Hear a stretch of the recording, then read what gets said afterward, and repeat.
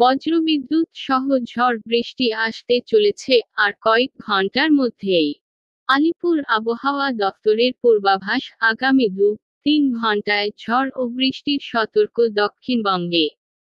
দক্ষিণ ২৪ পরগনা জেলাতে বজ্রবিদ্যুৎ সহ বৃষ্টির সঙ্গে ঝড়ের সতর্কতা জারি হয়েছে। ৩০-৪০ কিলোমিটার গতিবেগে দমকা ঝোড়ো বাতাস। বজ্রপাতের আশঙ্কা রয়েছে। সতর্ক জারি আলিপুর আবহাওয়া অফিসের। দক্ষিণবঙ্গে আজ শনিবার সন্ধ্যায় ঝড় বৃষ্টি হয় আরও ২ জেলায়। হুগলি, নদীয়া, উত্তর ২৪ পরগনা ও পূর্ব মেদিনীপুরে বজ্রপাত সহ বৃষ্টির পূর্বাভাস দেওয়া হয়। সন্ধ্যায় ঝড় হয় উত্তরবঙ্গের ৩ জেলায়। দার্জিলিং, আলিপুরদুয়ার, কোচবিহার জেলাতে আজ শনিবার বৃষ্টিপাতের পূর্বাভাস ছিল। আপাতত উত্তরবঙ্গের ইসলামপুরে এসে থমকে আছে দক্ষিণ পশ্চিম মৌসুমি বায়ু।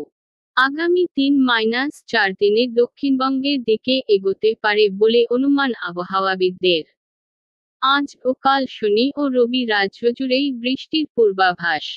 সকাল থেকে আর্দ্রতাজনিত অস্বস্তির পর দক্ষিণবঙ্গের পূর্ব বর্ধমান ও হুগলিতে ভারী বৃষ্টির সম্ভাবনা।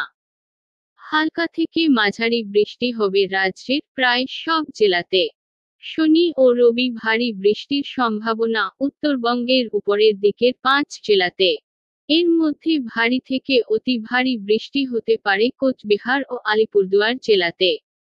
সোম, মঙ্গল এবং বুধ এই ৩ দিনও দার্জিলিং, কালিম্পং, আলিপুরদুয়ার, কোচবিহার, জলপাইগুড়ি এই ৫ জেলাতে ভারী বৃষ্টির সম্ভাবনা রয়েছে।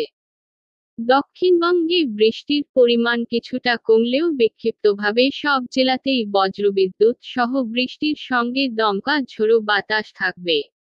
বৃহস্পতিবার ও শুক্রবার এই দুদিন উত্তরবঙ্গে বিক্ষিপ্তভাবে মাঝারি থেকে ভারী বৃষ্টিপাত হবে।